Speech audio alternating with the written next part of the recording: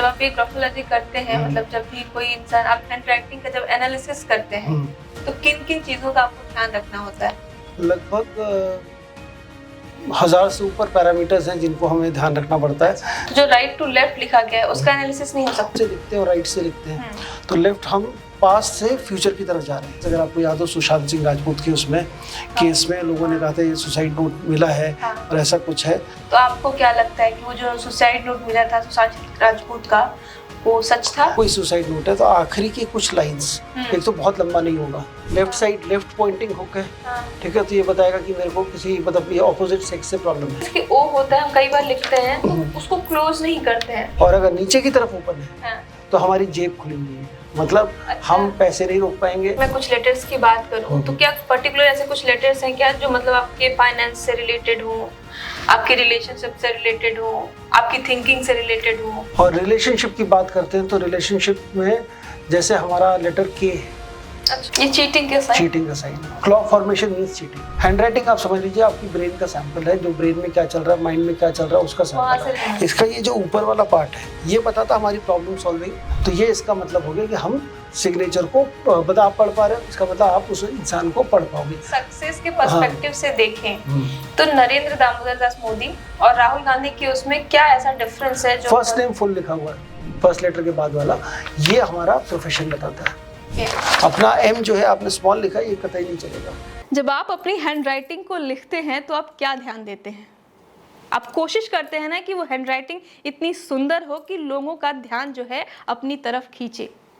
उस पे कितना प्रेशर दे रहे हैं, उसका एंगल कितना रख रहे हैं, क्या इन सब चीज़ों का भी आप ध्यान देते हैं? नहीं, आप सिर्फ इस चीज़ पर ध्यान देते हैं कि आपकी हैंडराइटिंग बहुत सुंदर हो, लेकिन आपको ये जानकर हैरानी होगी कि आप किस एंगल पे लिख रहे हैं, किस लेटर को किस तरीके से लिख रहे हैं। ये आपकी पर्सनैलिटी को बताता है। आप सक्सेस होंगे या नहीं होंगे ये बताता है। हर एक लेटर अपने आप में एक कहानी छुपाए हुए है। आप सामने वाले की पर्सनैलिटी को समझना चाहते हैं, आप उसकी हैंडराइटिंग से जान सकते हैं। सिग्नेचर के जरिए भी आप बहुत कुछ जान सकते हैं। इन्हीं सब खास टॉपिक पे बात करने के लिए आज हमने एक बहुत ही खास मेहमान को बुलाया है, जो कि एक बहुत ही फेमस ग्राफोलॉजिस्ट हैं, सौरभ अवस्थी जी। सर, बहुत बहुत स्वागत है आपका हमारे शो दिल का एनालिसिस में। Thank you so much for calling me. कैसा लग रहा है सर आपको यहाँ पे आके? बहुत बढ़िया, आपके साथ पिछली बार भी हमने पॉडकास्ट किया था, बहुत अच्छा लगा था, तो आज भी बहुत अच्छा लग रहा है। सर, पहला सवाल तो मेरा यही है कि मुझे लगता है कि आजकल ही बहुत ज़्यादा लोग ग्राफोलॉजी में जाते हैं, तो ग्राफोलॉजी एग्जैक्टली होता क्या है? देखिए, ग्राफोलॉजी का मतलब, जैसे ग्राफ का मतलब, जैसे जब हम ग्राफ बोलते हैं तो कोई भी डॉट आप अपने हाथ से पेपर पे या कहीं पर भी लगाते हैं तो दैट्स अ ग्राफ, उसको हम ग्राफ बोलते हैं। उसकी स्टडी को हम बोल सकते हैं ग्राफोलॉजी। अच्छा। तो मतलब अगर आप सरल भाषा में समझे तो हैंडराइटिंग या सिग्नेचर, उसका एनालिसिस इज ग्राफोलॉजी। ओके, तो जब आप ये ग्राफोलॉजी करते हैं, मतलब जब भी कोई इंसान, आप हैंडराइटिंग का जब एनालिसिस करते हैं तो किन किन चीज़ों का आपको ध्यान रखना होता है? लगभग 1000 से ऊपर पैरामीटर्स हैं जिनको हमें ध्यान रखना पड़ता है जब हम करते हैं। बट मोटा मोटी अगर हम ये देखें, इसको हम दो हिस्सों में बांटते हैं। एक होता है गस्टॉल्ट अप्रोच और एक होता है ट्रेट मेथड। तो ये दो इंग्लिश मतलब हम उसमें बांट सकते हैं। गस्टॉल्ट मेथड में हम किसी भी लिपि को, सिर्फ ज़रूरी नहीं कि इंग्लिश ही हो, किसी भी लिपि को जो लेफ़्ट टू राइट लिखी जाती है, जिसमें उर्दू नहीं आएगी, जिसमें हम राइट टू लेफ़्ट लिखते हैं, और उसको हम उसका एनालिसिस कर सकते हैं। और उसमें कुछ ब्रॉडर टर्म्स होते हैं कि कैसे मार्जिन्स का छोड़ा हुआ है, पेपर पे कहाँ मार्जिन छोड़े हैं, एक वर्ड के बीच में कितना स्पेस है, दो वर्ड्स के बीच में कितना स्पेस है, दो लाइन के बीच में कितना स्पेस है, हैंडराइटिंग लेफ्ट वर्ड स्लांट है, सीधी लिखी है कि राइट वर्ड स्लांट है, प्रेशर कितना डाला हुआ है लिखते समय। तो ये कुछ चीज़ें हैं जो कि कॉमन है हर स्क्रिप्ट के अंदर। तो उनको हम पढ़ सकते हैं किसी भी स्क्रिप्ट के अंदर।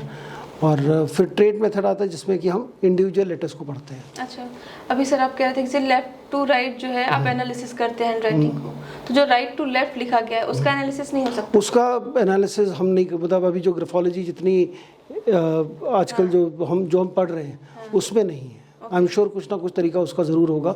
देखिए, लेफ़्ट टू राइट इसलिए लिखते हैं, जब हम लेफ़्ट से लिखते हैं और राइट से लिखते हैं तो लेफ़्ट हम पास्ट से फ्यूचर की तरफ जा रहे हैं। तो अगर हम कोई एक पेपर भी लेते हैं, जैसे एक पेपर है आपके पास, एक पेपर है, पेपर का जो लेफ़्ट साइड है वो हमारा पास्ट है, तो हम अपने पास्ट को, हम अपने पास्ट के हमारे प्रति हमारा क्या, हम अपने मतलब कितना याद रखा हमने पास्ट, कितना भूल गए पास्ट, या हमारे पास्ट के से हम कैसे रिलेट करते हैं अपने आप को, वो हमारा लेफ्ट मार्जिन बताता है। अच्छा। और हम फ्यूचर को कैसे अप्रोच करते हैं वो हमारा राइट मार्जिन बताता है कि हमने राइट में कितना। तो आपने देखा होगा जब हम बचपन में स्कूल में लिखते थे तो क्लास 5th 6th तक तो मेरे ख्याल से जब तक वो मार्जिन वाली कॉपी आती थी जिसमें मार्जिन होते थे, तो लेफ्ट मार्जिन छोड़ा जाता था और टॉप मार्जिन छोड़ा जाता था कि वो छोड़ना है। वो इसीलिए छोड़ा जाता था कि हम अपने पास को छोड़ सकें, छोड़ के फ्यूचर की तरफ बढ़े। हाँ जी, ठीक है। तो सर ये ग्राफोलॉजी जो है एनालिसिस किया क्यों जाता है? ये किया क्यों जाता है, मतलब अगर इसका मैं प्रोफेशनल यूज़ देखूं, मतलब इंडिया में तो बहुत कम अभी भी है। अच्छा। मतलब अगर आप किसी को बोलेंगे मैं ग्राफोलॉजिस्ट हूँ या आप ग्राफोलॉजी की बात करेंगे तो वो 4 बार पूछेगा इसका मतलब क्या होता है। आप बोलेंगे कि ये हैंड राइटिंग एनालिसिस है तो वो ये भी पूछेगा कि अच्छा उसका भी कोई एनालिसिस होता है, उससे क्या पता लगता है। क्योंकि ये हमारे यहाँ पर ये इसका प्रचलन थोड़ा कम है, कल्चर हम कह सकते हैं कि रहा नहीं है, बहुत ज़्यादा यूज़ नहीं हुआ। बल्कि सबसे ज़्यादा यूज़ इसका जो होता है वो होता है हमारा फॉरेंसिक में। अच्छा। हाँ, जैसे आपने देखा होगा कि कोई मर्डर हुआ, मर्डर पे किसी ने कुछ, कोई या सुसाइड लेटर है या कोई, मतलब फॉरेंसिक में हैंड राइटिंग कहीं पर भी आएगी, कहीं पर भी कुछ लिखा हुआ है उसको डिकोड करना है, तो फिर वो हैंड राइटिंग से ही हम पता कर सकते हैं, बहुत कुछ पता कर सकते हैं कैसी पर्सनालिटी होगी।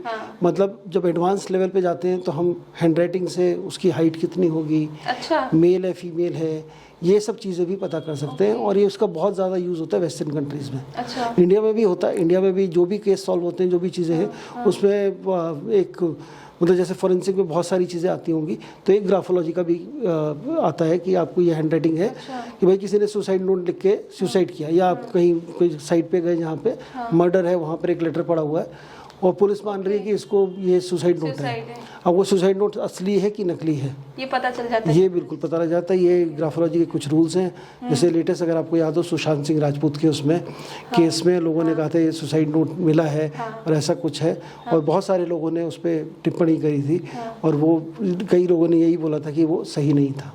तो आपको क्या लगता है कि वो जो सुसाइड नोट मिला था सुशांत सिंह राजपूत का वो सच था? देखिए, हम जो मीडिया में अवेलेबल है नोट या जो उसकी फोटो वगैरह कहीं पर सर्कुलेट हुई थी वो सही भी था, वो असली भी था कि नकली नहीं था, ये भी हमें नहीं पता। तो अगर हम उस चीज को देखें, अगर मान भी ले, सपोज हम मान, मीडिया में जो सर्कुलर मीडिया में जो चल रहा था उसके हिसाब से नहीं था, नकली था, वो नकली था।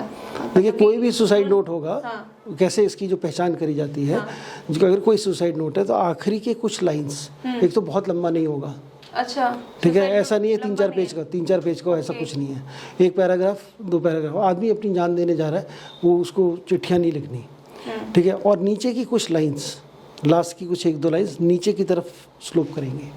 उससे क्या होता है सर? जब भी कोई चीज़ नीचे की तरफ जाती है वो डिप्रेस टेंडेंसी को बताती है। अगर आप लिख रहे हैं और लिखते समय आपकी हैंडराइटिंग नीचे की तरफ जा रही है, इसका मतलब यही है कि आप अभी डिप्रेशन में हैं या फिर आपको अभी कुछ, आप सैड हैं, you feeling sad right now, तो उसका मतलब वो है।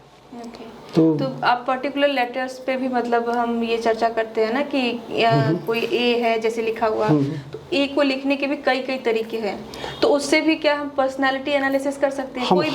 हम हर लेटर से पर्सनालिटी एनालिसिस कर सकते हैं।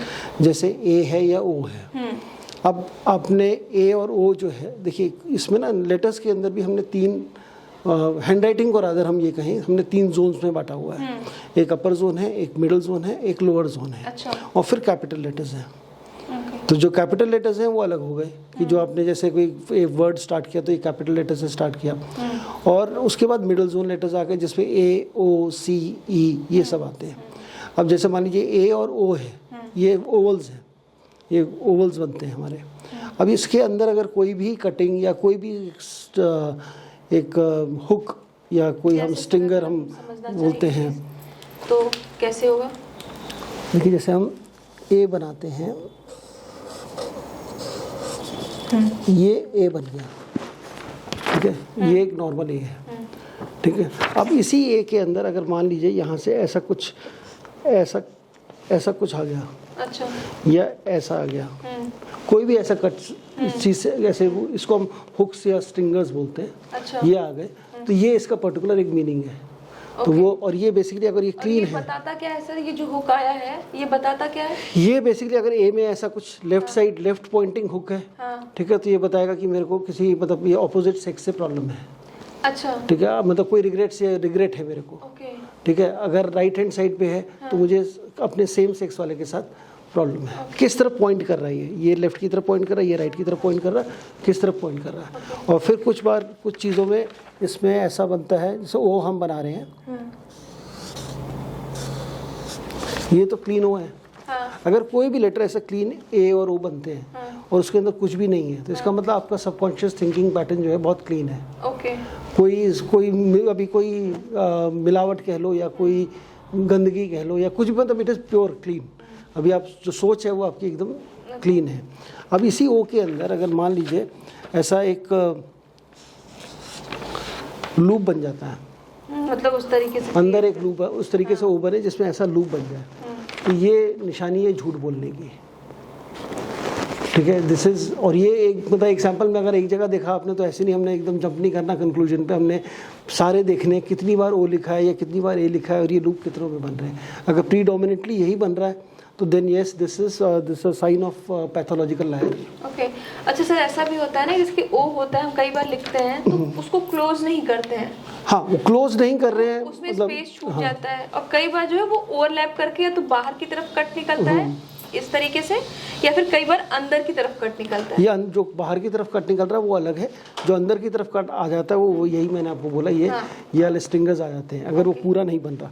और ओ की अगर हम बात कर रहे हैं जो आपको खुला रह जाता है, अगर ऊपर की तरफ खुला है, मतलब जैसे मान लीजिए ए बना ऐसे, ये ए बना, इसमें हमने ऊपर की तरफ खुला रह गया, या ये लाइन मैच नहीं करी, तो इसका मतलब ये होगा कि आप बहुत बातूनी हैं, टॉकेटिव है, आप कोई सीक्रेट नहीं रख पाएंगे अपने पास।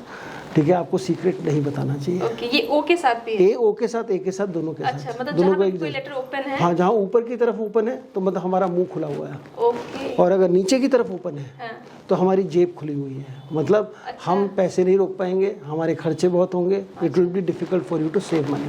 ओके, अब जैसे सर अगर मैं कुछ लेटर्स की बात करूँ तो क्या पर्टिकुलर ऐसे कुछ लेटर्स हैं क्या जो मतलब आपके फाइनेंस से रिलेटेड हों, आपके रिलेशनशिप से रिलेटेड हों, आपकी थिंकिंग से रिलेटेड हों, ऐसे कुछ लेटर्स? रिलेशनशिप की बात करते हैं। ओके, ठीक है, फाइनेंस से रिलेटेड तो जैसे मैंने बताया कि हमारी वो पूरा का पूरा कैसा हम अपना लिख रहे हैं, पूरा हम कैसे लिखते हैं और सिग्नेचर हमारा कैसा है, उस पर हम फाइनेंस से नहीं, हम डायरेक्टली फाइनेंस पैसों से नहीं, लेकिन सक्सेस से हम जोड़ के ज़रूर देख सकते हैं। अच्छा, और रिलेशनशिप की बात करते हैं तो रिलेशनशिप में जैसे हमारा लेटर के है, अच्छा, लेटर के आप कैसे बना रहे हो वो बताता है आप कितने रोमांटिक हो, आपका मतलब रोमांस, आप रोमांटिक हो कि नहीं हो। तो के तो बहुत सिंपल है सर, आप स्मॉल लेटर की बात कर रहे हैं, के मतलब जब स्मॉल हो चाहे बड़ा हो, के अगर आपका नॉर्मल ऐसे ही, लेकिन ऐसा बनाते नहीं है ना लोग। अच्छा, ऐसा बनता नहीं है के, कई बार आप लोग आपने देखा होगा के ऐसा बन जाता है, आर की तरह के बनाते हैं इसको, आर और के का एक मतलब आर के आर की तरह बन जाता है, के आर की तरह बन गया, या के में यहाँ पर ऐसे बना दिया के किसी ने, हाँ, कई बार नॉट बना दिया, नॉट बना दिया, नॉट बनाते हैं। तो ये नॉट अगर जहाँ पर भी आता है ये कॉम्प्लिकेशन बनाता है। ओके, तो अगर ये ऐसा है किसी के साथ तो उसका रोमांटिक रिलेशनशिप कॉम्प्लिकेटेड है, या उसकी ये कॉम्प्लिकेशन में आ जाता है। ठीक है, अब रिलेशनशिप में बहुत इंपॉर्टेंट आता है सेक्सुअलिटी भी। ठीक है, और सेक्सुअल रिलेशनशिप या सेक्सुअल बिहेवियर या कैसा उसका ओरिएंटेशन है, आजकल तो बहुत ओरिएंटेशन भी बड़ा वो इशू है। तो उसके लिए जो है हम लेटर, लोअर जोन लेटर्स जो जी जे वाई है उनको देखते हैं। अच्छा, तो वाई आपने कैसे बनाया हुआ है वो आपके सेक्सुअल ओरिएंटेशन के हिसाब से बताएगा। ओके, जैसे कैसे बनाना होता है? जैसे वाई हमारा लोअर जोन लेटर है और उसको पूरा, ये कोई भी वाई बनाए पूरा ऐसा बनाए, ये जो लूप है नीचे का ये पूरा ऊपर मिडिल जोन में ही निकलना चाहिए यहाँ पर। अच्छा, कहीं पर भी अगर वाई आपका इनकम्प्लीट बना, जैसे ये बना तो नीचे थोड़ा सा स्पेस हाँ, बच गया, ये ऐसा बना या स्ट्रेट लाइन आ गई, वाई में हमने लूप बनाया ही नहीं, हाँ वाई बस सिर्फ इस तरीके से बना दिया, वो कहीं ना कहीं हमारी, क्योंकि lower zone is all about money and sex, जितना हमारा ये बड़ा लोअर जोन बनेगा पूरा बनेगा, मतलब बैग वो जो बनता हाँ है, मनी बैग जो बनता है उसको मनी बैग बोल लीजिए, बैग ऑफ रिसोर्सेज बोलिए, कुछ भी बोलिए, ये जो नीचे का लोअर जोन अगर जब ये पूरा बनता है तब ये हमारा आप ये कह सकते हैं कि this is basically your money and sex के लिए बहुत बढ़िया, मतलब ये कंप्लीट है, ये ऐसे ही होना चाहिए। इसके अंदर कोई भी वेरिएशन है तो वो प्रॉब्लम की बताएगा। ओके, तो मनी को कैसे आपने इससे वो दोनों लोअर जोन में हमारी जो बेसिक नीड्स है ना, हाँ। रोटी कपड़ा मकान और सेक्स, ये लोअर जोन बताती है। ओके, ठीक है, तो ये लोअर जोन का वो आता है। तो रोटी कपड़ा मकान में हम मनी जोड़ दिया हमने, पैसे से सब आ जाता है। तो मनी का भी हो गया, हमारे मनी के रिसोर्सेज और फिजिकल रिलेशनशिप या, और ये हमारी लोअर जोन एनर्जी भी है, हमारी बॉडी में कितनी एनर्जी है, हम कितना एनर्जेटिक फील करते हैं। अच्छा, अब ग्राफोलॉजी को बहुत लोग बहुत सीरियसली नहीं लेते हैं। अब अगर आप मान लो आपको बहुत थकान फील होती है या आपके अंदर एनर्जी कम रहती है, आप अपने लोअर जोन देखिएगा, लोअर जोन कंप्लीट नहीं होंगे। तो जैसे ये अगर आधा रह गया, वाई आपका आधा बन गया, या नीचे इसके अंदर ये पूरा नहीं हुआ, तो ये कहीं ना कहीं आपकी फिजिकल एनर्जी के बारे में, आपके attitude towards money and physical relationship दोनों के बारे में बताएगा। इसी में अगर एक फॉर्मेशन जिसको हम क्लॉ फॉर्मेशन बोलते हैं, अगर वो बन जाता है, जैसे कि ये इस टाइप का फॉर्मेशन, कुछ लोग इस तरीके का फॉर्मेशन बनाते थे, इसको हम क्लॉ फॉर्मेशन बोलते हैं। क्लॉ फॉर्मेशन, इसको हम फेलेंस क्लॉ भी बोलते हैं। ये है, तो इसका मतलब ये है कि आप 100%, इसमें कोई इफ बट नहीं है, ठीक है, कोई 100% हम नहीं बोलेंगे, 100% चीटिंग है, आइदर मनी फ्रंट में या फिर सेक्सुअल फ्रंट में। ये चीटिंग का साइन, चीटिंग का साइन है। Claw formation means cheating. Okay, तो ये लोअर जोन में बन रहा है, lower zone is all about money and sex. तो कभी भी ये वाई जी जे ऐसा कोई बनाता है तो इट मीन्स कि ये चीटिंग है।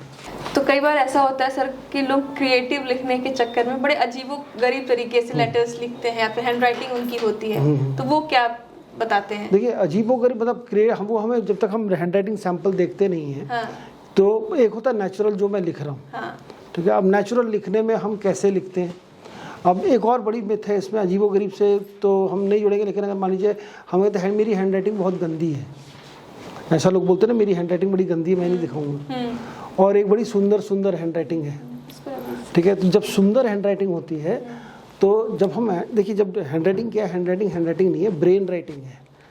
जैसे आप ब्लड टेस्ट कराते हैं तो आपके बॉडी के अंदर क्या कमी क्या अच्छा है, कैसा बॉडी के अंदर चीज़ें चल रही हैं, वो बताता है। हैंड राइटिंग आप समझ लीजिए आपकी ब्रेन का सैंपल है, जो ब्रेन में क्या चल रहा है, माइंड में क्या चल रहा है, उसका सैंपल है, रिफ्लेक्ट होके सारा कुछ वही है। तो जो हम सोच रहे हैं वो हम लिख रहे हैं, ठीक है, जो हम सोच रहे हैं वही हम लिख रहे हैं।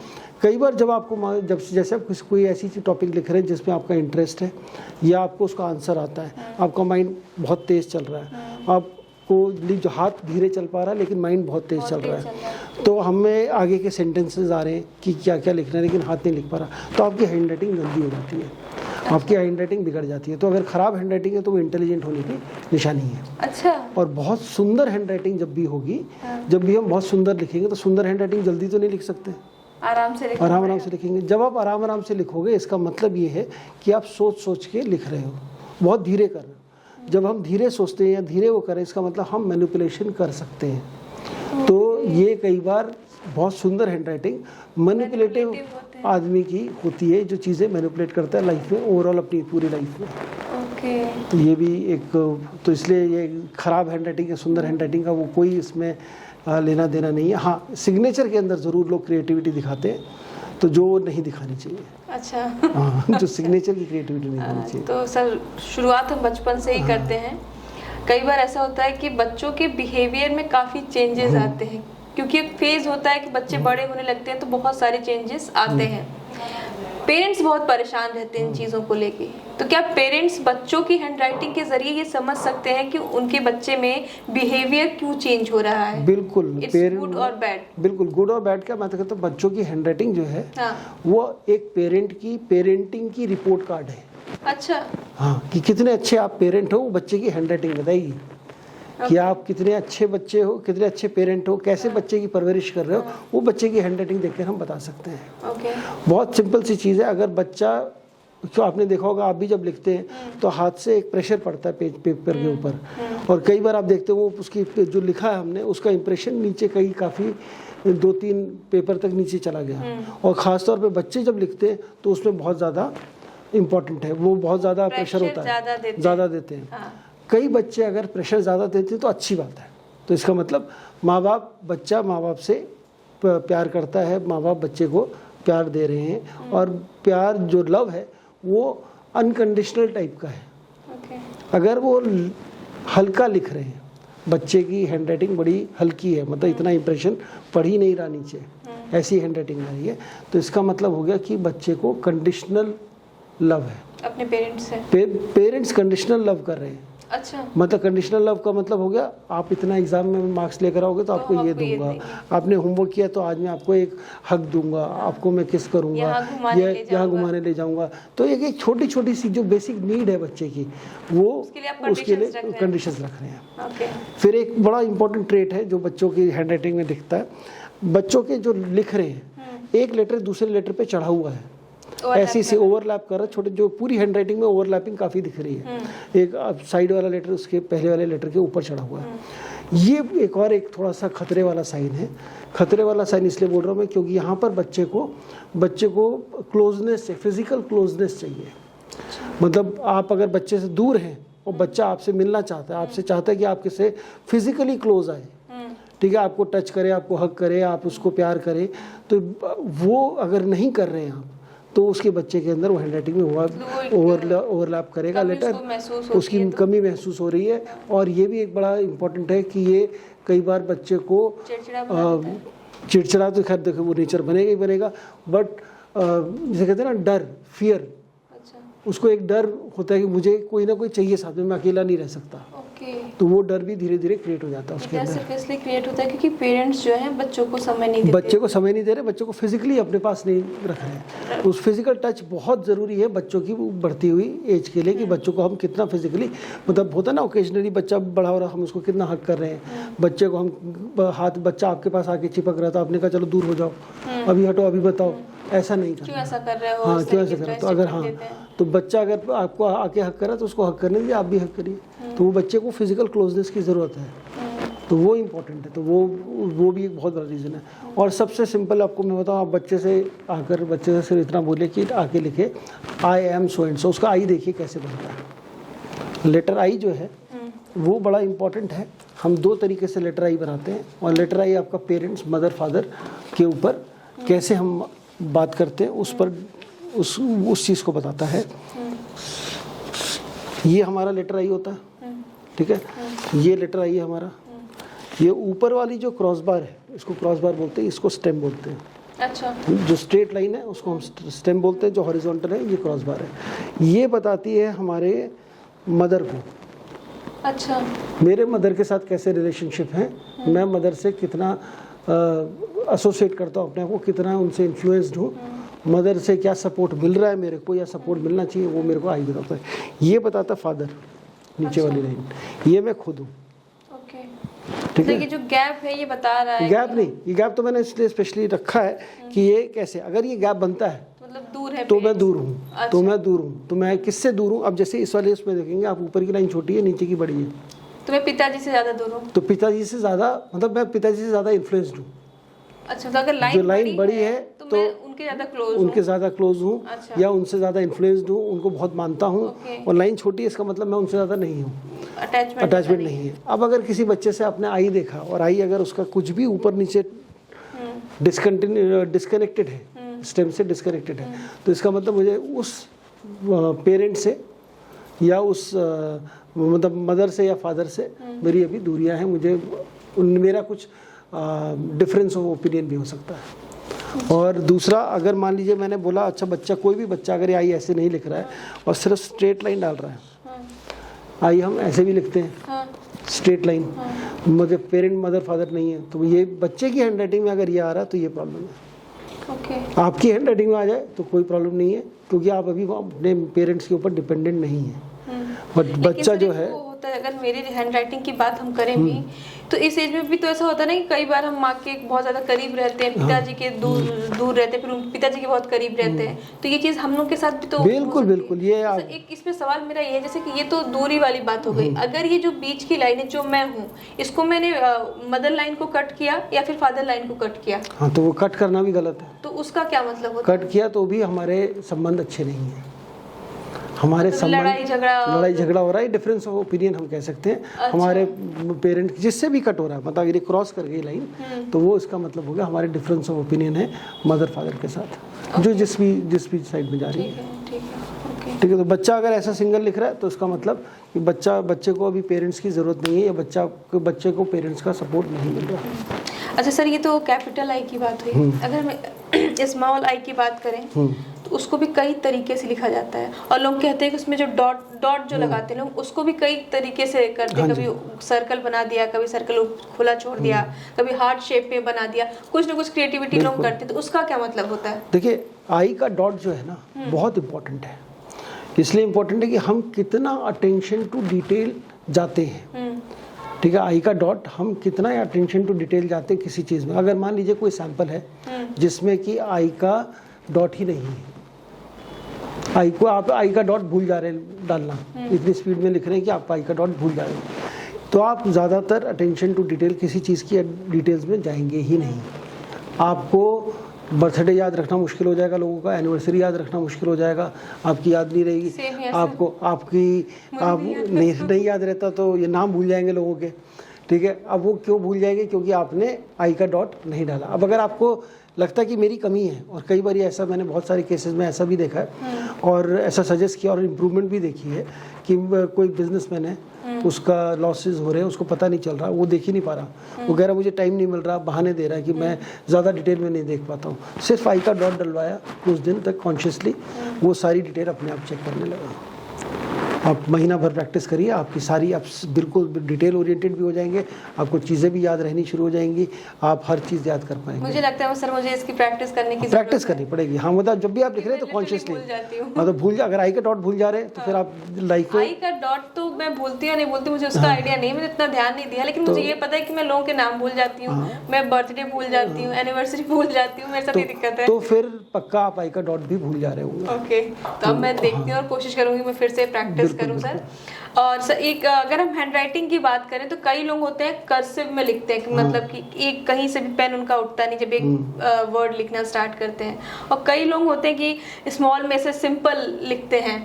तो इसमें क्या डिफरेंस है? देखिए, कर्सिव में भी हमें जो सिखाया गया था बचपन में, जो सिखाई गई हैंडराइटिंग, कर्सिव हैंडराइटिंग सभी को कर्सिव सिखाई गई, सभी को कर्सिव हैंडराइटिंग में लिखना सिखाया गया, लेकिन हम चेंज कर लेते हैं अपने हिसाब सबका। क्योंकि देखिए, हैंडराइटिंग भी ना एक फिंगरप्रिंट की तरह है, किसी भी दो लोगों की हैंडराइटिंग सेम नहीं होगी। अच्छा, कभी भी नहीं होगी। ठीक है, हाँ, मैं जितना मर्जी कॉपी कर लूँ आपसे इन्फ्लुएंस हो सकता हूँ, लेकिन सेम नहीं होगी।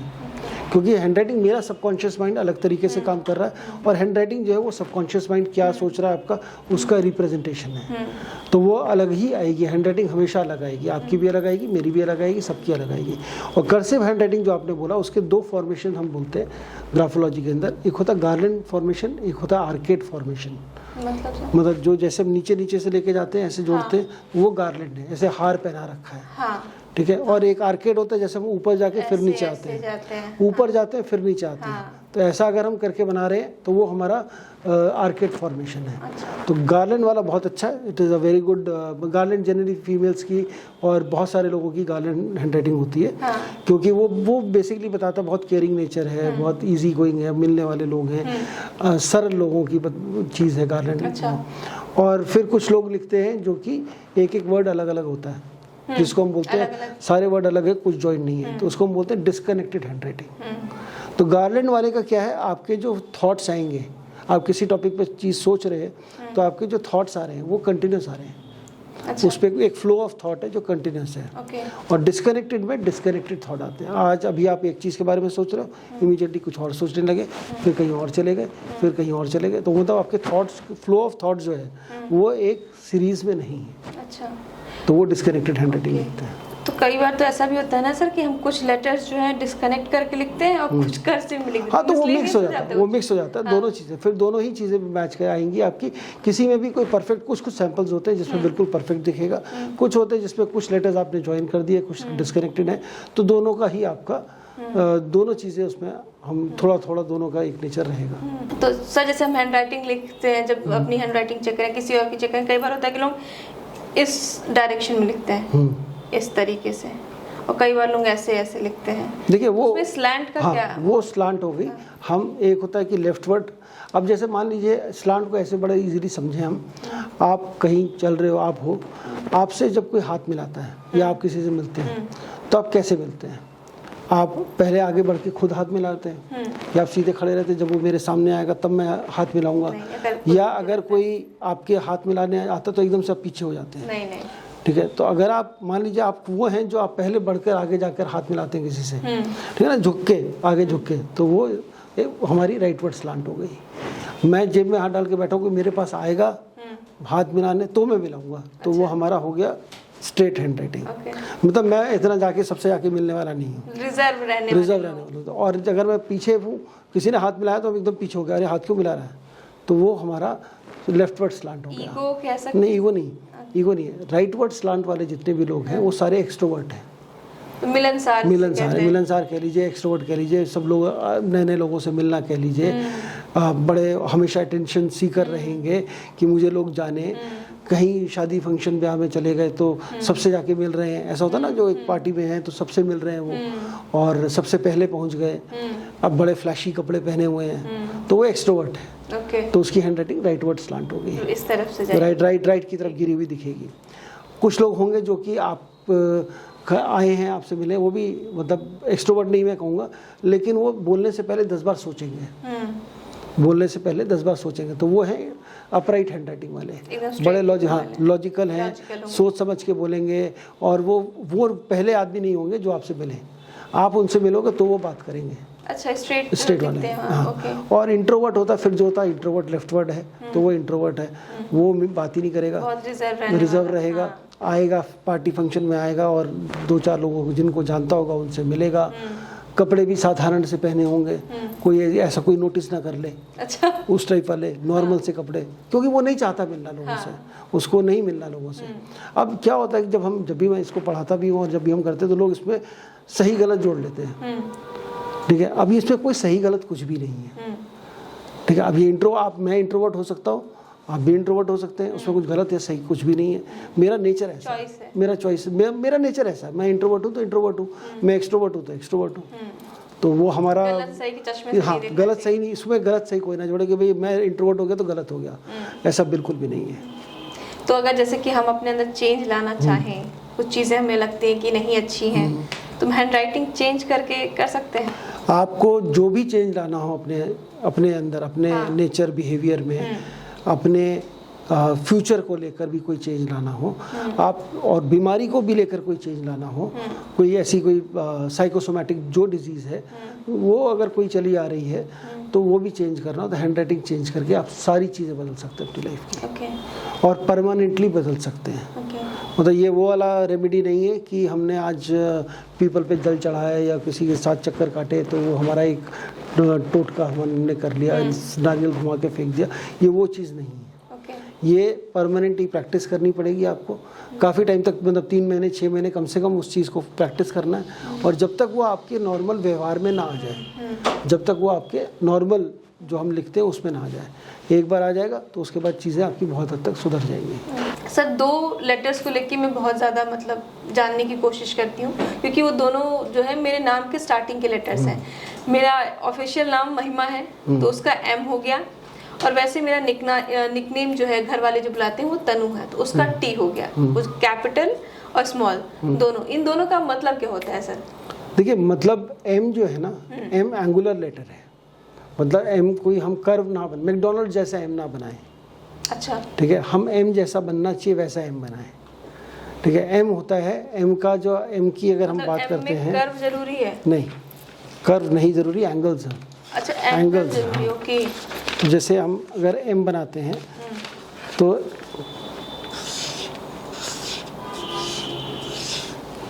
ये M हो गया, ठीक है जी, ये M है। इसका ये जो ऊपर वाला पार्ट है ये बताता हमारी प्रॉब्लम सॉल्विंग, और हम प्रॉब्लम को कैसे एनालाइज करते हैं और कैसे सॉल्व करते हैं, ठीक है।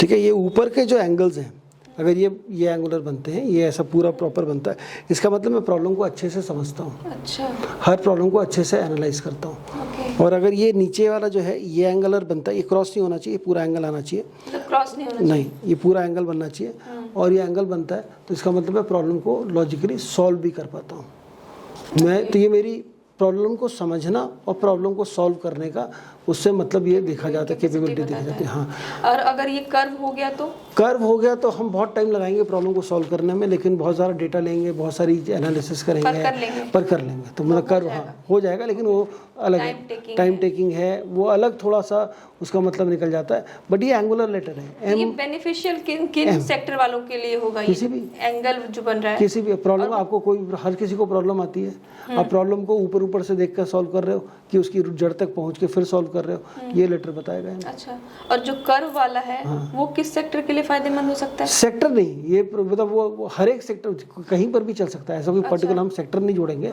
कि ये सेक्टर के लिए, इस सेक्टर के लिए। अगर आपके काम में रूट कॉज तक जाना है, प्रॉब्लम किसी भी चीज़ की जड़ तक जाना, या आपका नेचर ऐसा है कि मैं किसी भी चीज़ की जड़ तक जाऊँ और उसको फिर सॉल्व करूँ, या अंदर डीप रिसर्च करके करूँ, तो फिर आपका एम ऐसा बनेगा। अच्छा, अगर आप ऊपर से करेंगे तो आप कर्व वाले बना लेंगे। तो अगर इसको उल्टा कर दें तो डब्लू का भी कुछ ऐसा ही होता है? डब्लू देखिए, ये बड़ा अच्छा आपने क्वेश्चन पूछा।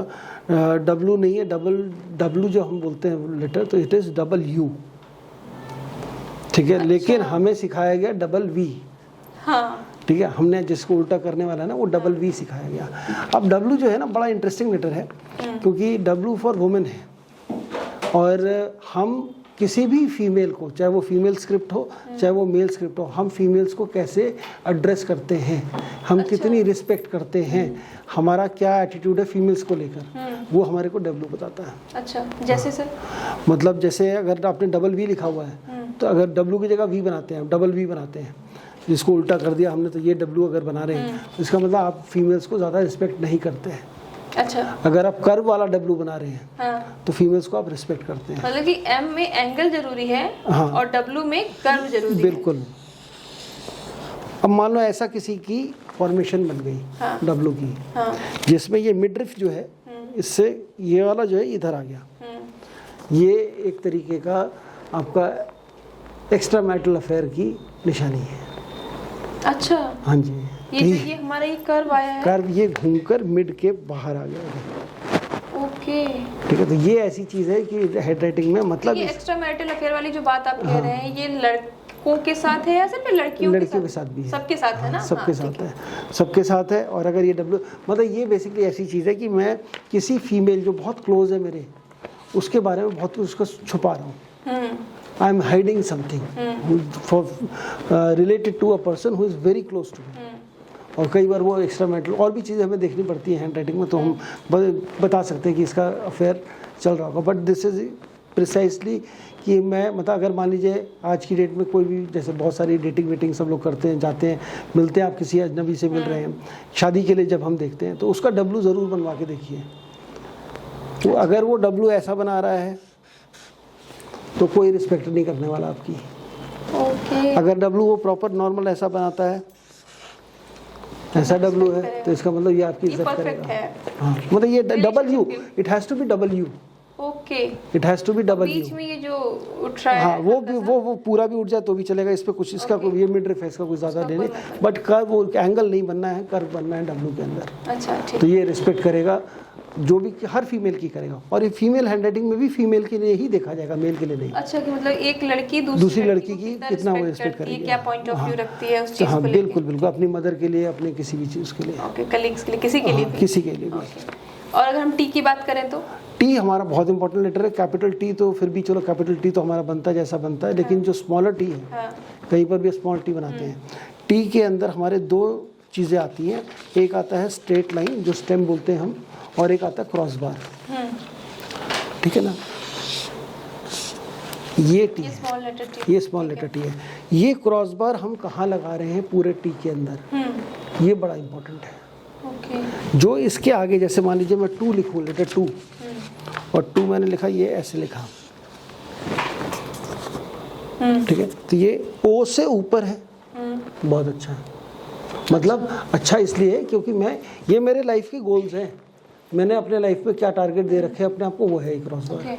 तो अगर ये इसके ऊपर है तो इसका मतलब मैंने अपने टारगेट हाई सेट कर रखे हैं। अगर मैं टारगेट हाई सेट करूँगा तो मैं आगे बढ़ूंगा भी, आगे उसको पाने की कोशिश भी करूँगा। अब अगर बहुत सारे लोग रोते हैं कि भाई मेरी लाइफ में कुछ नहीं हो रहा, मेरा करियर ऐसे ही रह गया या कुछ चीज़ें हैं, तो हम टी को कैसे बनाते हैं, यहाँ बनाते हैं। ये दोनों जुड़े हुए होते हैं या मिडिल जोन में आपका क्रॉस बार जो है नीचे होगा। अगर आपको कुछ अचीव करना है लाइफ में, बड़ा बनना है, कहीं कुछ ऊंचाइयाँ छूनी है, सबसे पहले टी का क्रॉस बार ऊपर कर दीजिए। अच्छा, मेरा तो ऊपर ही है सर। ऊपर है, ऊपर तभी होगा जब आप कुछ वाकई एम्बिशियस होंगे, कुछ पाना चाह रहे होंगे, आपने गोल्स बड़े सेट कर रखे होंगे। अगर आपने गोल्स ही नहीं सेट कर रखे तो आप पाएंगे क्या? और 90% लोगों का क्रॉस बार इसके साथ ही मिलता है, मिडिल जोन में आता है। और अगर नीचे हुआ तो नीचे हो तो और ही खराब है, कुछ नहीं कर रहा वो। ये एग्जीक्यूशन है, हमने गोल सेट किया, हमने क्या एग्जीक्यूट किया, हम क्या एग्जीक्यूट कर पा रहे हैं चीज़ों को कि नहीं कर पा रहे हैं। तो टी का सक्सेस चाहिए लाइफ में, पहला स्टेप है टी का क्रॉस बार ऊपर करिए। अच्छा, फर्स्ट थिंग। अब सर जैसे कोई, मुझे लगता है हर कोई सक्सेस होना चाहता है, तो अगर कोई सक्सेस होना चाहता है तो वो अपनी हैंड राइटिंग में क्या क्या सुधार करे? देखिए, सक्सेस होने के लिए सबसे पहले तो जैसे मैंने अभी आपको बताया, टी का क्रॉस बार ऊपर करे ताकि वो अपने लिए गोल्स बड़े सेट कर सके। जिस लेवल पे है उससे ऊपर जाना चाहता है वो। दूसरी चीज़ सबसे इम्पोर्टेंट आता है सक्सेस में, सिग्नेचर। अच्छा, सिग्नेचर कैसा कर रहा है वो। ओके। अब सिग्नेचर के अंदर कुछ बहुत सारी चीज़ें हैं जो मैंडेटरी हैं अगर आपको सक्सेसफुल होना है। क्यों? क्योंकि सक्सेस से डायरेक्ट कोरिलेशन है हमारा किन चीज़ों का, सेल्फ कॉन्फिडेंस का। आपके अंदर सेल्फ कॉन्फिडेंस नहीं होगा तो आप सक्सेसफुल नहीं हो सकते। आपके अंदर सेल्फ एस्टीम और सेल्फ वर्थ, ये तीन चीज़ें जो आपको सक्सेसफुल बनने के लिए सबसे इम्पोर्टेंट है, मतलब बेसिक्स हैं ये। तो ये अगर नहीं होंगी तो हम आगे बढ़ नहीं पाएंगे। तो इनको इंश्योर करने के लिए हमारा सिग्नेचर बहुत इम्पोर्टेंट है। अच्छा। और सिग्नेचर में अगर हम बात करते हैं तो क्या चीज़ें सबसे इम्पोर्टेंट है?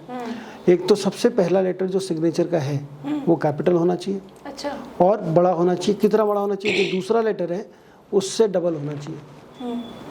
ठीक है, सबसे बड़ा लेटर सिग्नेचर के अंदर, कोई अपर जोन का लेटर भी है, मान लीजिए टी आता है आपके नाम में, तो उससे टी आपने बना दिया और अगर पहला लेटर टी के बराबर है तो वो नहीं चलेगा।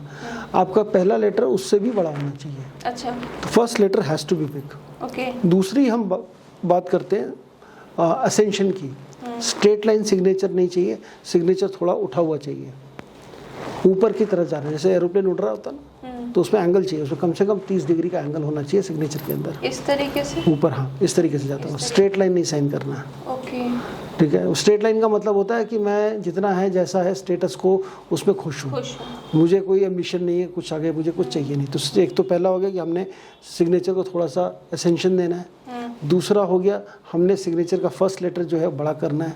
तीसरा, आपने कभी अमिताभ बच्चन का साइन देखा है आजकल जो केबीसी में करता है? वो पूरा अमिताभ बच्चन लिखते हैं। अमिताभ बच्चन पूरा लिखते हैं। कितना बड़ा सिग्नेचर करते हैं? इतना तो उनका मुझे लगता होता है, इतने में अमिताभ हो गए, इतने में बच्चन हो गए, पूरा चेक भर जाता है, चेक पूरा भर जाता है, जैसे वो दिखाते हैं पूरा चेक नीचे भर जाता है। आप कर सकते हैं इतना बड़ा सिग्नेचर? लोग मुझे लगता है जनरली बचते हैं कि इतना बड़ा सिग्नेचर क्यों करना है। हम बड़ा सिग्नेचर क्यों नहीं करते हैं, या बड़ा सिग्नेचर वो क्यों करता है जो बड़ा सिग्नेचर कर रहा है? बहुत सिंपल चीज़ है। मैं जितना सोचता हूँ अपने बारे में, मैं बड़ा सोचता हूँ अपने बारे में, तो बड़ा सिग्नेचर होगा। अगर आप अपने बारे में छोटा सोचते हैं तो छोटा ही सिग्नेचर करेंगे, कभी बड़ा नहीं करेंगे। और जब मुझे बड़ा बनना है तो मुझे सबसे पहले तो बड़ा सोचना पड़ेगा ना अपने बारे में। तो सबसे इम्पोर्टेंट हो गया साइज़। अच्छा। अब ये यहाँ पर वही लाइन है, size does matter when it comes to signature. Okay. तो साइज़ आप अपने सिग्नेचर का जितना बड़ा कर सकते हैं करिए। अच्छा। और जितने भी आपके व्यूअर्स हैं उन आप और आपके लिए भी, सभी के लिए मैं बोलना चाहूँगा, आपने क्या करना है, अपना सिग्नेचर जो करेक्टेड सिग्नेचर हो उसको आपने एक ऐसा ब्लैंक शीट्स ले लीजिए और 21 दिन तक रेड पेन ले लीजिए एक। Red pen? हाँ। और रेड पेन इसलिए कि एनर्जी थोड़ी और एक्स्ट्रा उसमें दिखती है। और उससे साइन करना शुरू करिए। पूरा इतने बड़े साइन करने हैं आपने कि एक पेज के ऊपर सिर्फ 5 सिग्नेचर आए और पूरा पेज भर जाए। ओके। ठीक है, ये करिए 21 दिन तक, 21 बार। अच्छा। करेंगे, आपको अपने अंदर ही कॉन्फिडेंस आपका बूस्ट नज़र आएगा ही आएगा। Okay. There is no other way to increase your confidence. अच्छा। मतलब अगर हम कोई उपाय है, कोई किसी ने आपने सुना कि कॉन्फिडेंस बढ़ाने के लिए उपाय क्या है, ज्योतिषों से पूछोगे तो वो बोलेंगे कि सूर्य को जल देना शुरू कर दो, सूर्य कॉन्फिडेंस का कारक है, तो उससे कॉन्फिडेंस बढ़ जाएगा। उससे कोई कॉन्फिडेंस नहीं बढ़ता। अच्छा। क्योंकि कॉन्फिडेंस हम बाहर की चीज़ करें, कॉन्फिडेंस कहाँ बढ़ना, अंदर बढ़ना है। हाँ। जब तक हम ऐसा कुछ नहीं करें जो हम Conscious mind में अंदर, जब तक ना हाँ, जब हम अपने सबकॉन्शियस से कॉन्शियस लेवल पे काम नहीं करेंगे, कहाँ से बढ़ जाएगा कॉन्फिडेंस। तो उसके लिए ज़रूरी है कि हम अपना सिग्नेचर का साइज़ बड़ा कर दें। ओके। तीसरी सबसे इम्पोर्टेंट चीज़, सिग्नेचर हम कैसे कर रहे हैं। सिग्नेचर में आपने अगर ज़्यादा आर्टिस्टिक चीज़ें दिखा रखी हैं, ठीक है, जैसे आपने कोई एनसर्कलिंग कर ली, कोई ऊपर से कवर कर लिया, कोई कटिंग कर दी, कोई एक लेटर के ऊपर दूसरा लेटर लिख दिया, या अपना पहला नाम पूरा नहीं लिखा, अच्छा। इन सभी चीज़ अगर ऐसा कुछ भी किया आपने, तो आपको सक्सेस जितना आप डिजर्व करते हैं उतना नहीं मिलेगा। अच्छा, साइन में सर ये भी होता है कि कई बार लोग साइन करते हैं, पूरा नाम लिखें या फिर शॉर्ट में लिखें, लास्ट में फुल स्टॉप करते हैं, जैसे कि ऐसे उसको तो कहते तो डॉट ही, लेकिन वो इस तरीके से लगाते हैं जैसे कि पूरा फुल स्टॉप हो गया। तो जो ऐसा लगाते हो, आपने वो मूवी देखी होगी बाहुबली है, उसमें वो थे ना रानी महेशमती है, वो क्या बोलती थी कि मेरा वचन ही शासन है। हाँ। तो उसका मतलब भी वही है, जो फुल स्टॉप एंड में लगा रहा है, हाँ। उसका मतलब यही है कि मैंने जो बोल दिया वही होगा, तो ऐसा मैं नहीं होता है या सुनूंगा। फिर? हाँ हाँ बिल्कुल होता है। Okay. ऐसे लोग किसी की नहीं सुनेंगे। जो फुल स्टॉप लगा दिया एंड में, मतलब मैंने जो बोलते फाइनल है, ये माई वर्ड इज फाइनल। आप जो मर्जी बोलते रहो, Okay. आप कुछ भी बोलो, मुझे समझा लो, पूरी समझा लो, जितनी मर्जी पूरी 2 घंटे बैठ के मेरी काउंसलिंग कर लो, लेकिन मेरे सिग्नेचर के बाद अगर डॉट लग रहा है तो मैंने कुछ नहीं सुनना आपका, करूँगा मैं वही जो मैं सोच रहा हूँ। ओके। तो दिस इज़ लाइक फाइनल। तो ये ऐसे लोग बहुत रिजिड होते हैं, एक बार जो बोला है, एक बार जो कर रहे हैं वो वही करेंगे, they will not listen to you. Okay. और वो सिग्नेचर के नीचे जो ऐसे लाइन खींचते हैं, लाइन एक जो डालते हैं जिसको हम अंडरस्कोर बोलते हैं, सिंगल लाइन बहुत अच्छी है। अच्छा। ये हर किसी को सिंगल लाइन डालनी चाहिए। लाइन जो है वो एक तरीके का प्लेटफॉर्म है, एक तरीके का आपका सपोर्ट सिस्टम है कि मुझे सपोर्ट चाहिए तो भी मैं लाइन डालूं, और सपोर्ट अगर मुझे अभी मिल रहा है या मुझे चाहिए तो हम एक लाइन ज़रूर डालें। हेल्दी चीज़ है, हर किसी को एक लाइन नीचे डालना चाहिए। अच्छा। ये ध्यान रखना चाहिए, कोई लोअर जोन लेटर है, जैसे कोई जी या जे या कुछ वाई नीचे आ रहा है, तो उसको काटे ना, अच्छा। बीच में ब्रेक करके फिर आगे करते हैं। तो उसका मतलब क्या होता है, उससे क्या कोई वेल्थ वगैरह से रिलेटेड? हाँ, मतलब वही वाली, जैसे हमने लोअर जोन की बात करी है, तो लोअर जोन अगर वो कटेगा, नहीं, मैं वो उस लाइन की बात कर रही हूँ। मतलब वो किस चीज़ को रिप्रेजेंट, सपोर्ट को रिप्रेजेंट करते हैं। हाँ, अच्छा। आपको भाई हर किसी को सपोर्ट चाहिए। आज की डेट में आपको सक्सेसफुल होना है तो अकेले तो हो नहीं सकते, you need support of people around you. तो जो सपोर्ट चाहिए आपको, उसके लिए हमें वो लाइन नीचे डालनी है। अभी आपने कहा कि सिर्फ एक लाइन लगाना अच्छा होता है, तो 2-3 लाइन अगर जो कर रहे हैं वो क्यों नहीं? वो 2 लाइन, फिर उसके ये अलग अलग तरीके की हमारे पूरे मतलब ये अंडरस्कोर भी कम से कम 10 तरीके के हम जो नॉन अंडरस्कोर हैं वो डालते हैं। जैसे कोई वेवी बना देता है, कुछ अलग 2 लाइनें डाल देता है, 3 2 लाइनें भी नहीं डालनी चाहिए। 2 लाइनें जब हम डालते हैं तो इसका मतलब है कि हम जो हम कर रहे हैं, हम बड़े इनसिक्योर हैं। एक पहली चीज़ हमारी इनसिक्योरिटी दिखाता है वो। दूसरी चीज़, हमें वैलिडेशन चाहिए हर चीज़ का, मैं ठीक कर रहा हूँ कि नहीं कर रहा हूँ। जैसे कुछ लोग होते हैं ना जो गाड़ी बंद कर दी, फिर वापस थोड़ी आगे चले गए, फिर वापस शायद चेक करने की लॉक है कि नहीं। तो ये वो वाली चीज़ पैदा कर देता है। आपको वैलिडेशन चाहिए होता है, आपको अप्रूवल चाहिए हर किसी का। तो 2 अंडरस्कोर कभी नहीं डालने, सिर्फ सिंगल अंडरस्कोर डालना है बस। और डॉट का जो आपने बताया, अगर वो डबल डॉट हुआ तो? डबल डॉट का हमें देखना है कि कहाँ पे डाला है। सिग्नेचर के नीचे किस तरफ, लेफ्ट हैंड साइड डाला है शुरू में, बीच में डाला है कि राइट हैंड साइड डाला है। तो तीनों का मतलब अलग अलग है। अच्छा। शुरू में डालते हैं अगर हम डबल डॉट, तो उसका मतलब है कि मैं कहाँ पर, डॉट का मतलब है फोकस, हम कहाँ फोकस करेंगे। डबल डॉट का मतलब है मैं कहाँ टाइम स्पेंड कर रहा हूँ या मुझे कहाँ पर टाइम स्पेंड करना चाहिए। अगर मैं लेफ्ट हैंड साइड में डालता हूँ तो इसका मतलब है कि मुझे फ्रेंड्स और अपने क्लोज फैमिली के साथ में टाइम स्पेंड करना चाहता हूँ या मैं उनके साथ करता हूँ। तो जैसे मान लीजिए अगर आप कोई आपके पास आया, वो बोले कि मैं अपने बच्चों के साथ, अपनी फैमिली के साथ टाइम नहीं स्पेंड कर पा रहा हूँ, तो उसको बोलिए सिग्नेचर के नीचे शुरू में 2 डॉट डाल दो। शुरू में मतलब जहाँ से सिग्नेचर स्टार्ट हो रहा है वहाँ पे 2 डॉट डाल दीजिए। तो क्या होगा, थोड़े दिनों में वो दिखाएगा कि हाँ अब मैं टाइम निकाल पा रहा हूँ, अपनी फैमिली के साथ टाइम स्पेंड कर पा रहा हूँ। कोई कहता है कि मेरे दोस्त नहीं है, मेरा सोशल लाइफ बिल्कुल ख़त्म हो गया, मैं कहीं मिल ही नहीं पा रहा हूँ किसी से, मेरा कोई सोशल सर्कल है ही नहीं, तो बीच में 2 डॉट डलवा दो। अच्छा। तो अपने साइन किया, लाइन खींची, लाइन नहीं भी खींची अगर तो भी बीच में 2 डॉट डाल सकते हैं।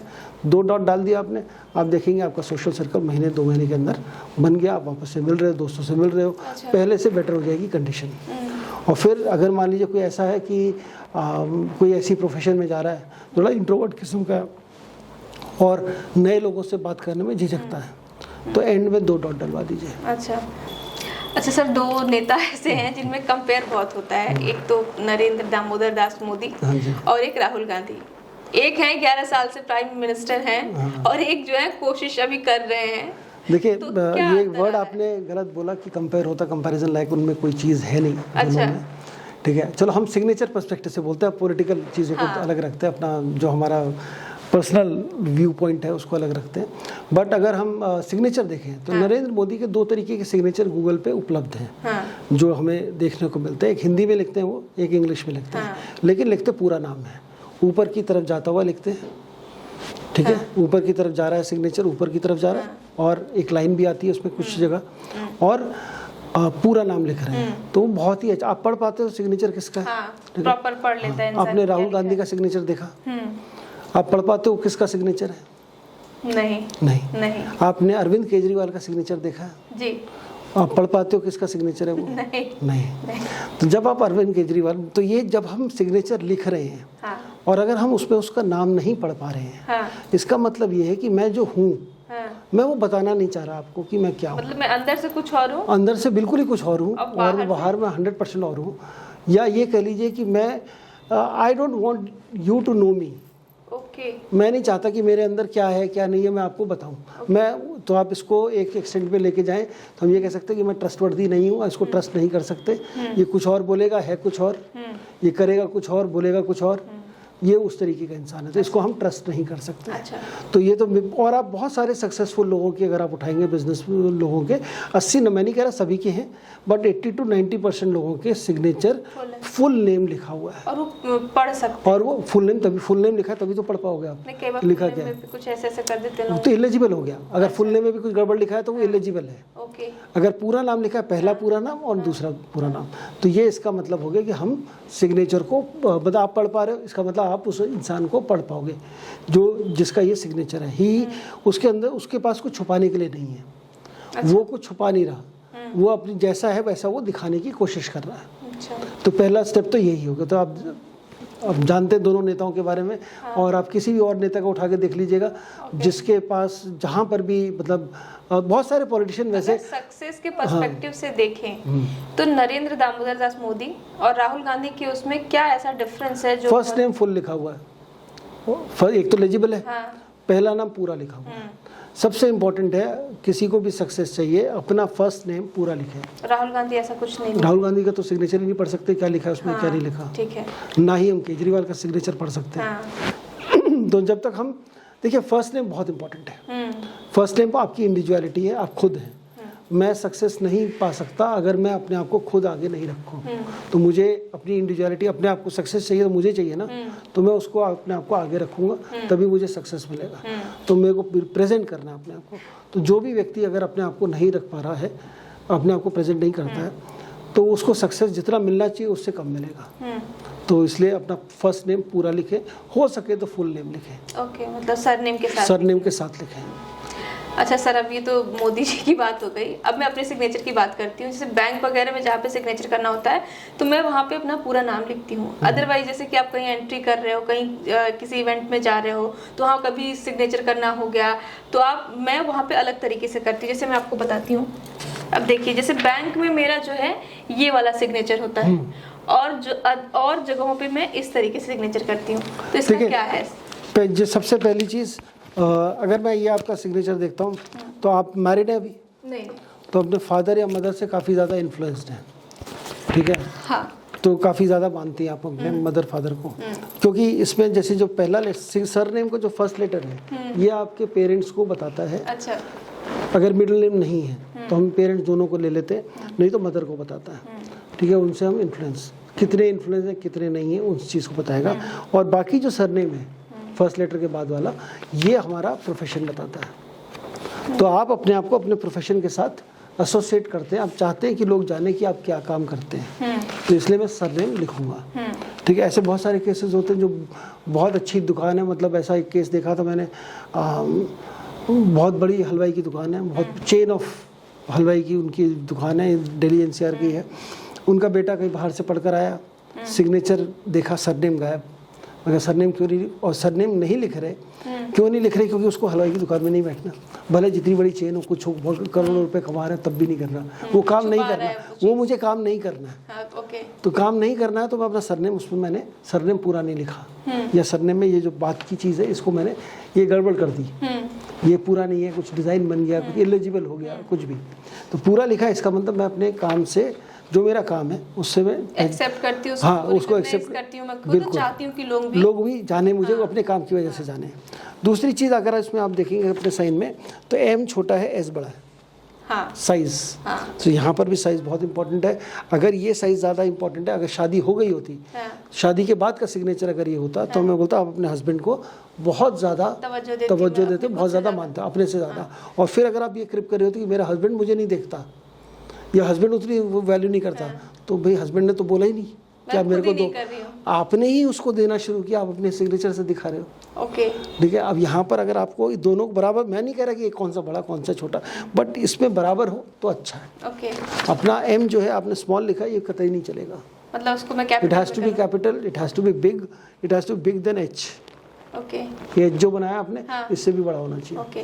और सर आई में मेरा ये है कि महिमा वाले में आई मेरा सर्कल बना है और सिंह वाले में डॉट है। देखिए सर्कल बनता बहुत अच्छी बात है। हम आप जिस बिजनेस में हैं, शो बिजनेस में अगर कोई भी है जो चाहता है कि लोग उसको देखें, तो कोई ना कोई, इसको हम बोलते हैं फ्लरिशेज इन अ सिग्नेचर। तो आप कोई भी सर्कल बनाए, हार्ट बनाए, स्टार बनाए, कुछ भी बनाए, तो वो अच्छा है। वो सेंटर ऑफ अट्रैक्शन है, आपको ज़्यादा लोग अट्रैक्ट करेंगे। आप देखेंगे कभी भी कोई भी सेलिब्रिटी जब साइन करता है, ऑटोग्राफ देता है, उसके नीचे स्माइली बनाएगा, उसके नीचे कुछ ना कुछ ज़रूर बनाएगा, बिकॉज वो अट्रैक्शन, सेंटर ऑफ अट्रैक्शन बनना चाहता है, लोग चाहते हैं कि इसको देखें। हाँ, तो अगर आपको भी ऐसा करना है तो आप बिल्कुल, आपको रख सकती हूँ मैं, इसको बिल्कुल रखिए, बल्कि और इस इधर भी आई के ऊपर भी वो बनाइए, उधर भी ठीक है, उधर भी बनाइए। ओके। तो सर जैसे कि हमारे चैनल का लोगो है, दिल का एनालिसिस, अभी हम बात भी कर रहे थे, तो उस लोगो के लिए बताइए कि क्या है, उसका क्या फ्यूचर है? देखिए लोगों का फ्यूचर नहीं होता, फ्यूचर इंसान का होता है। अच्छा। लेकिन लोगो हेल्प करता है, लोगो चीज़, पहली चीज़ को अट्रैक्ट करने के लिए लोगो होता है। अब लोगों में हम कौन से कलर यूज़ कर रहे हैं, वो बड़ा इंपॉर्टेंट है। कलर के जैसे आपने लाल रंग यूज़ किया लोगों में, रेड। अब बहुत सारे न्यूज़ चैनल का कलर आप देखेंगे तो लाल है, ठीक है, आज तक का भी लाल है, इंडिया टुडे का लाल है, रेड कलर सब जगह, मैक्सिमम सब जगह रेड कलर यूज़ किया गया है। रेड कलर क्या है? रेड कलर पॉपुलैरिटी को बताता है, मासेस को बताता है। अच्छा। अगर आपको ऐसा कुछ बनाना है कि वो मासेस के लिए है, तो लाल कलर यूज़ करिए। ओके। लाल कलर खाने वाली बहुत सारी कंपनीज हैं, उनके लिए भी रेड कलर यूज़ होता है, बट रेड कलर मासेस है। रेड कलर बताता है मासेस। अगर आप बिल्कुल हाई लेवल कुछ बनाना चाह रहे हैं, नीश प्रोडक्ट बनाना चाह रहे हैं, तो उसमें रेड नहीं यूज़ करना। अच्छा। लेकिन आप ऐसा कुछ कर रहे हैं कि मुझे अभी पब्लिक के लिए जाना है, वाइड स्प्रेड जाना है, बहुत सारे लोग देखें, तो उसके लिए फिर आपको रेड कलर सूट करता है, रेड कलर आप रखिए, ठीक है। दूसरी चीज़, कोशिश करिए कि आप एक ही उसमें लिखें। दिल का एनालिसिस लिखना है तो पूरा या तो इंग्लिश लिखें या हिंदी लिखें, हिंदी इंग्लिश मिक्स मत करें। अच्छा। देखिए क्या होता है, जब हम दो लैंग्वेज में चीज़ें लिखते हैं, कई बार बहुत सारे लोग सिग्नेचर भी दो लैंग्वेज में करते हैं कि हिंदी भी मिक्स कर दी, बड़ा क्रिएटिव लग रहा है, वहाँ पे आइडेंटिटी क्राइसिस आ जाती है। अच्छा। आइडेंटिटी बनने में थोड़ी सी, मतलब जो क्या है, क्योंकि मैं समझ नहीं पा रहा मैं हिंदी हूँ कि इंग्लिश हूँ, ठीक है, मेरे में वो समझ में, मेरी समझ में थोड़ी सी दिक्कत है। आप चाहें तो एनालिसिस को, कोई हिंदी अच्छा वर्ड है, हिंदी में लिखना चाहते हैं, हिंदी लिखिए, लेकिन उस एनालिसिस को कुछ और नाम आप दे सकते हैं। अगर मैं चाहूँ दिल का, तो उसको भी अगर मैं इंग्लिश में लिख दूँ तो कोई दिक्कत नहीं? कोई दिक्कत नहीं, लोगों को समझ में आती है। दिल का लिखा हुआ आपने, इनफैक्ट डी को आप थोड़ा हार्ट शेप भी दे सकते हैं, हार्ट शेप भी दे, थोड़ा बिग भी कर सकते हैं, बड़ा भी कर सकते हैं, फर्स्ट लेटर। हाँ जी, बिल्कुल बिल्कुल। ओके, तो वो आप वैसा कर दीजिए। और हिंदी वाला जो है, या तो हिंदी रखिए या इंग्लिश रखिए, मिक्स मत करिए। ओके। वो आइडेंटिटी क्राइसिस का, वो कॉन्फिडेंट नहीं है आप, फिर ओके, वो आपके लैक ऑफ कॉन्फिडेंस बताता है कि मैं इस पर कॉन्फिडेंस नहीं हूँ, क्यों, मैं खुद की आइडेंटिटी नहीं समझ पाया कि मैं हिंदी जाऊँ कि इंग्लिश जाऊँ। ओके, मिक्स कर दिया तो वो फिर यूएस के दिमाग में भी वो कन्फ्यूजन आती है। Okay okay. तो अदरवाइज ठीक है, बहुत बढ़िया। ब्लैक कलर यूज़ करिए आप, वाइट कलर यूज़ करिए और रेड कलर यूज़ करिए, तीनों कलर बहुत सही रहेंगे। ओके। तो सर पहली चीज़ तो बहुत कुछ जानने को मिला है, आई एम श्योर कि ऑडियंस को भी बहुत कुछ समझने को मिला होगा। आप बताइए, आप कैसा लगा यहाँ पे ये सब? बहुत अच्छा लगा। ये टॉपिक ऐसा है कि इस पर जितने बार भी बोला जाए, और क्योंकि एक टॉपिक तो अभी हमने, मैं ये कहूँगा अपने टॉपिक का अभी सिर्फ ऊपर हमने वो कंटेंट्स पढ़े हैं, बुक के कंटेंट पढ़े हैं बस। हमने किसी भी टॉपिक की कोई टॉपिक भी पूरा नहीं पढ़ा। इसमें इतना कंटेंट है, इतनी चीज़ें हैं, और जैसे मैंने बोला किसी भी हैंडराइटिंग को देखने के लिए 1000 से ज़्यादा पैरामीटर्स हैं। तो आप सोचो हमने तो कुछ भी नहीं बात करी अभी, बट कोशिश करिए कि जितना ज़्यादा हम बता सकें वो करें। तो दोस्तों, आप सौरभ जी को सुन रहे थे, जिन्होंने बताया कि हैंडराइटिंग के जरिए किसी की पर्सनैलिटी वगैरह को कैसे जान सकते हैं, फ्यूचर को कैसे जान सकते हैं, सक्सेस मिलेगी या नहीं मिलेगी, ये सब आप जान सकते हैं। आई एम श्योर आपको काफ़ी कुछ जानने को मिला होगा। ऐसे दिलचस्प पॉडकास्ट को सुनने के लिए, देखने के लिए हमारे साथ जुड़े रहिए। तब तक के लिए शुक्रिया।